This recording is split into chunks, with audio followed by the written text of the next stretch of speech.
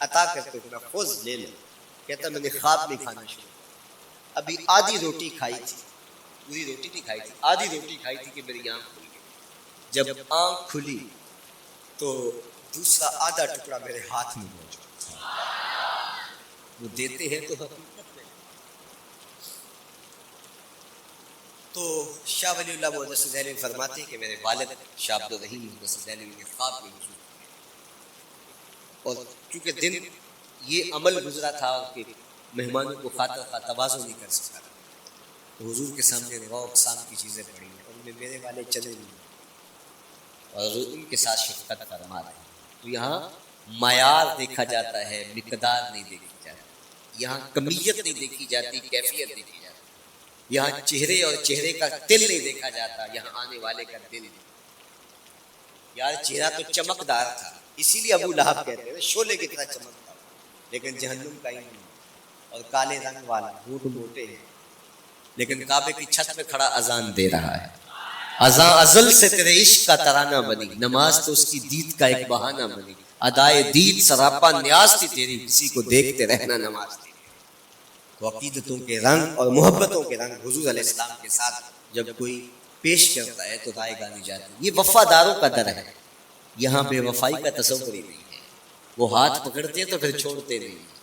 اس لیے ان سے محبت کا ربط قائم کیجیے, اپنی اولادوں کو حضور کا پیار سکھائیے, اپنے گھروں میں میلاد کیجیے. لازم نہیں ہے کسی عالم دین کو بلائیں, آپ اپنے گھروں میں حضور علیہ السلام پر درود پڑھیے گا, بچوں کو بٹھائیے گا, اور حضور کی سیرت کا کوئی واقعہ ان کو سنائیے. صحابہ اپنے بچوں کو بٹھا کر کے حضور کی سیرت بتایا گیا, حضور کا نقشہ بتایا گیا, حضور کے شمائل ذکر کیا گیا. اور کوئی صحابی ملتا تو تابعین جمع ہو جایا کرتے, تو اسے پوچھتے تھے اچھا بتاؤ حضور کی صورت کیسی تھی, زلفیں کیسی. یہی میلاد ہے نا. میلاد میں حضور کے فضائل کا ذکر ہوتا ہے, شمائل کا ذکر ہوتا ہے, خصائل کا ذکر, اور موسم حج کا ہے. ایک اونچے ٹیلے پہ حضرت سیدنا ابو طفیل چڑھ گئے, یہ آخری صحابی ہے, اس کے بعد کوئی صحابی نہیں, آخر میں سب سے آخر میں پہنچ گئے. 110 حضور کے وصال کے 100 سال اونچے ٹیلے پہ چڑھ گئے, اور لوگوں کا لوگوں آؤ, اس وقت روئے زمین پہ میرے علاوہ کوئی نہیں جس نے بس انہی آنکھوں نے حضور کو دیکھا ہے. کیا ناز ہے. میرے ایک استاد ہوتے تھے سر محمد علی حاشر, اللہ ان کی قبر پہ رحمت اللہ, تو وہ بڑے بڑے مشاہیر اہل سکن سے ملے تو وہ بات کرتے تھے. میں مولانا ظفر علی خان صاحب رہا, میں نے اقبال کو دیکھا ہے. داغ دہلوی نے اپنے شاگردوں سے کہا تھا آنے والی صدیاں تم پہ ناز کریں گی, اے لوگوں تم نے داغ کو دیکھا, تم نے داغ سے باتیں کی. یار جس نے داغ دہلوی کو دیکھا ہے وہ تو ناز کرے, جس نے اقبال کو دیکھا ہے وہ تو فخر کرے, جو مشاہیر اہل سکن کے پاس بیٹھتا رہا ہے وہ تو فخر کرے, اور جس کی آنکھوں نے جمال محمد عربی دیکھا ہے وہ اپنے مقدر پہ ناز کی وجہ. تو کہا لوگوں آؤ, اس وقت روئے زمین پہ میرے علاوہ کوئی نہیں جس نے حضور کو دیکھا, آؤ مجھ سے حضور کی باتیں سنو. لوگ جمع ہو گئے اور کہا صرف لنا رسول اللہ, تم نے حضور کو دیکھا ہے تو بتاؤ حضور کیسے. حضرت ابو طفیل نے 3 لفظوں میں حضور کا بڑھیا بیان یاد کر. حضرت ابو طفیل نے کہا کان رسول اللہ صلی اللہ علیہ وسلم اب یدا ملیحا مقصدا. ایک تو چٹے رنگ, ایک تو حضور کا رنگ گورا تھا, دوسری بات ملیحا حضور کا حسن نمکین تھا, اور تیسرا مقصدا حضور متوازن تھے, نہ قد لمبا نہ قد پست, سوا صدر والبطن سینہ اور پیٹ برابر, لیسا بالطویل المبغت ولا بالکثیر المتردد, نہ پست کے عجیب دکھائی دے نہ اتنے لمبے کے عجیب لگے, بلکہ درمیانہ قد. لیکن اذا جامع القوم غمرهم, سن لو حضور کا قد تو درمیانہ تھا, لیکن جب لوگوں کے درمیان چلتے حضور کے کندھے لوگوں کے سروں سے اونچے دکھائی دے رہے. یہ اللہ نے شان مکھ چند بدر شانی, متھے چمک دی لاٹ, کالی زلف تے اکھ مستانی.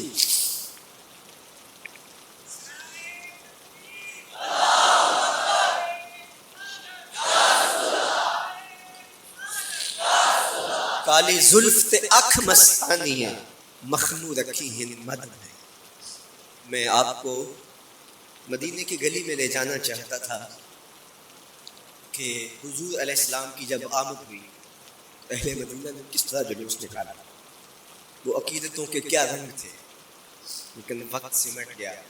لیکن اتنا سن لو کہ جب حضور تشریف لائے تو جنوبی سمت سے حضور آئے، جب انہوں نے دیکھا نا تو اچانک ودا کے پہاڑوں کی اوٹ سے حضور دکھائی دی، تو سیاہ پہاڑ ہیں، تو ان سے جب حضور کا چمکتا ہوا چہرہ دکھا نا تو بے ساختہ انہوں نے کہا طلع البدر علینا، وہ دیکھو چاند چڑھ گیا ہے، طلع البدر علینا، وہ دیکھو چاند چڑھ گیا۔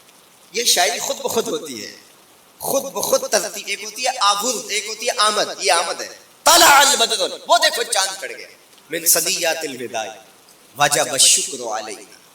مورخ اسلام فی جالندی نقشہ کہتے ہیں جنوبی سمت سے اٹھا ایک نوری غبار آ کر، جنوبی سمت سے اٹھا ایک نوری غبار آ کر سواد شہر میں داخل ہوا ناکا سوارا، زبان پر اشرق البدر علینا کی صدائیں تھی، دلوں میں ما دعا للہ دائی کی دعائیں تھی۔ نبوت کی سواری جس طرف سے ہو کے جاتی تھی، درود و نعت کے نغمات کی آواز آتی تھی، کہیں معصوم ننھی بچیاں تھی دف بجاتی تھی، رسول پاک کی جانب اشارے کر کے گاتی تھی، اور کہتی کیا تھی، ہم ہیں بچیاں نجار کے عالی گھرانے کی، خوشی ہے آمنہ کے لال کے تشریف لانے، خوشی ہے آمنہ کے لال کے۔ عجیب رنگ بکھرے ہوئے تھے۔ حضور نے جب بچیوں کو دیکھا تو فرمایا تم مجھ سے محبت کرتی ہو؟ انہوں نے کہا ہم دل و جان سے آپ سے پیار کرتے ہیں۔ تو حضور نے فرمایا واللہ انا احبکن، اللہ کی قسم میں بھی تم سے پیار کرتا ہوں، میں بھی تم سے پیار کرتا ہوں۔ لوگ گھروں کو سجائے بیٹھے، ہلم الینا یا رسول اللہ الی العدد والعدۃ والمنع، حضور آ جاؤ نا، آ جاؤ، ہمارے پاس اسلحے بھی ہیں، کسی نے حملہ کیا توڑ کے رکھ دیں گے، ہمارے بڑے بڑے گھر ہیں، مہمان آئے سنبھال لیں گے، رک جاؤ نا ہمارے گھر۔ اب اتنے چاہنے والے ہوں تو کس کو پذیرائی دے؟ حضور اونٹنی کی مہار گردن پر ڈال دی، مت خلو سبیلہ ناقتی مامورۃ من اللہ، اس کی راہیں چھوڑ دو، یہ اللہ کے حکم کی پابندی ہے۔ کہتے لوگوں نے اونٹنی کو چارہ دکھانا شروع کر کہ چلو اونٹنی بیٹھ جائے، اللہ اکبر، پانی ہڑا نو لوڑ کی راہ برابی، پہنچے آپ دریار سرکار یارا۔ یار جب محبت پیدا ہوتی ہے یار منانے کے ڈھنگ بھی سیکھ لیے جاتے ہیں، محبت بتا دیتی ہے محبوب کو کیسے منانا ہے، لیکن حضور مت خلو سبیلہ ناقتی مامور، راہیں چھوڑ دو، میری اونٹنی اللہ کے حکم کی پابند ہے، یہ سبز چاہوں کے لالچ میں آنے والی نہیں، چھوڑو اس کا راستہ۔ اللہ اکبر، جب بنو نجار کے محلے سے حضور گزرے، یہی بچی نے طلع البدر علینا پڑھا اور یہی محلہ حضور کے ننھیال کا محلہ، انہوں نے جو لفظ تھے امام صالحی نے، اللہ ان کی قبر پہ کروڑوں رحمتیں نازل، سبل الہدیٰ والرشاد میں نے کئی مرتبہ یہ مقام پڑھا ہے، باب الہجرہ مسلم شریف باقی کتب حدیث میں بھی ہے، لیکن امام صالحی نے بہت ساری حدیث جمع کی ہے، اور انہوں نے یہاں جو منظر بیان کیا ہے، انہوں نے جو لفظ کہے نا جب حضور آئے بنو نجار کے محلے سے گزرنے لگے تو ذرا لفظوں کی چاشنی دیکھیے، ان لفظوں کے ٹپکتے شہد کو دیکھیے، تو انہوں نے آگے بڑھ کے حضور کو دعوت دی، اور لفظ کیا کہا، ہلم الی اخوالک یا رسول اللہ الی العدد والعدۃ والمنع، حضور ادھر تو رک جاؤ، یہ تو آپ کے ماموں کے گھر ہے، یہ تو آپ کے ننھیال کا محلہ ہے، لیکن حضور نے فرمایا کہ بس میری راہیں چھوڑ دو۔ پھر اونٹنی جا کے کہاں بیٹھی، نیویاں دا پرونا ہے میرا نبی، کوٹھیاں تے چڑھے ویکھدے رہ گئے، سہل اور سہیل دو یتیم بچے تھے اور ان کی خالی جگہ پڑی تھی، جا کے اونٹنی وہاں اٹھایا گیا، پھر بیٹھ گئے، قریب ترین مکان حضرت ابو ایوب انصاری کا، دوڑے آئے سامان اتارنے لگے، حضور اونٹنی کو اب نہ اٹھاؤ، اب تو میرے وقت جاگ پڑے۔ پھر ان کی کیفیت کیا تھی، امروز شاہ شاہاں مہمان شدست و مارا، امروز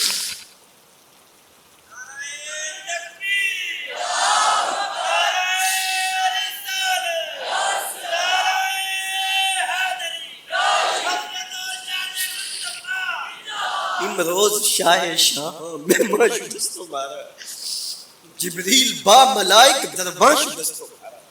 وہ کہتے ہیں آج شاہوں کا شاہ میرے گھر کا پرونا بن گیا، یہ ابو ایوب انصاری کے جذبات، آج شاہوں کا شاہ، آج خسرو حسینہ ماہ نازنینہ، آج امام الانبیاء میرے گھر کا پرونا بنا ہے، کہاں میں کہاں نہیں کہتے باد صبا تیری مہربانی، کبھی اونٹنی کے پاؤں چوم رہے ہیں، تیرے وقت تو میرے گھر تک لے آئی، تو کہا امروز شاہ شاہ مہمان شدست تمہارا، آج شاہوں کا شاہ میرے گھر کا مہمان ہے۔ پھر آگے کیا کہتے ہیں، جبریل با ملائک درباں شدست ہمارا. لوگوں جبریل کو دیکھو، آج میرے گھر کا پہرا دے رہا ہے، آج میرے گھر کا چوکی دار بنا ہوا ہے، کیونکہ میرے گھر میں حضور ٹھہرے ہوئے. تو کیا حضور کی آمد کا جلوس تھا یار.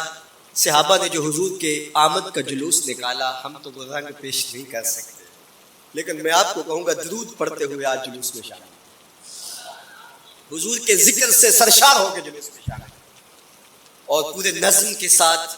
اگر آپ کے جلوس میں کوئی کسی کی گاڑی گھس بھی آتی ہے، اس کو پیار دینا، اس کو راستہ دینا، اور اس کو حضور کی رحمت کا احساس ہو کہ یہ رحمت کو ماننے والے لوگ، اور حضور پہ درود پڑھتے رہنا، عقیدتوں کے رنگ میں رہنا.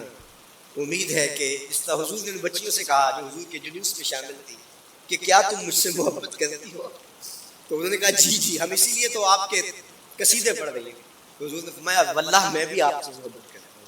تو ہو سکتا ہے حضور ہمیں فرمائے میرے میلاد کے جلوس میں آنے والوں میں بھی تم سے محبت کرتا ہوں. اللہ آپ کو سلامت رکھے. وآخر دعوانا ان الحمد